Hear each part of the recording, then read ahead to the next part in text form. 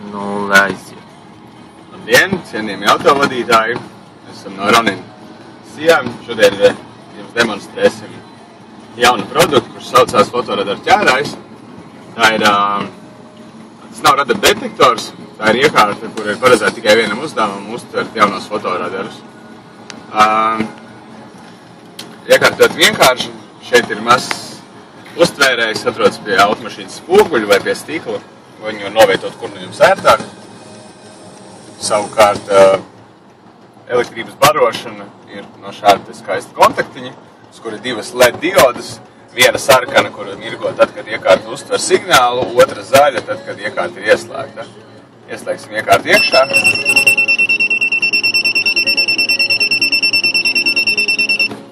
Iekārta, ieslēdzoties, veids testus, iekšējo pārbaudot, vai tā ir darba kārtībā.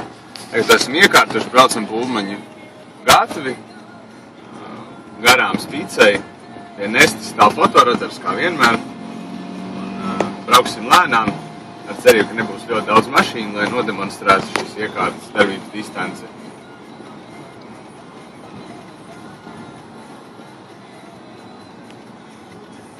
No 5 braucieniem, kurus jau esam veikuši, vidējā distance bija apmēram 300 metru uztveršanas.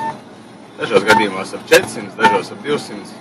Kā jau zinat, tas ir atkarīgs no fotoradara novietojuma un apkārtējiem apstākļiem.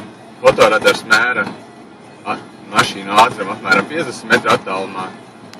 Tātad, kā jau paši saprotat, uztveršanas distance pietiekama. Detektors nostrādāja. Skaitam metrus pēc odometra.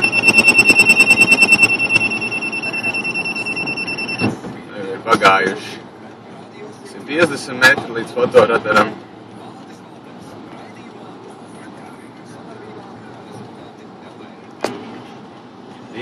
Jau pār 300 metri.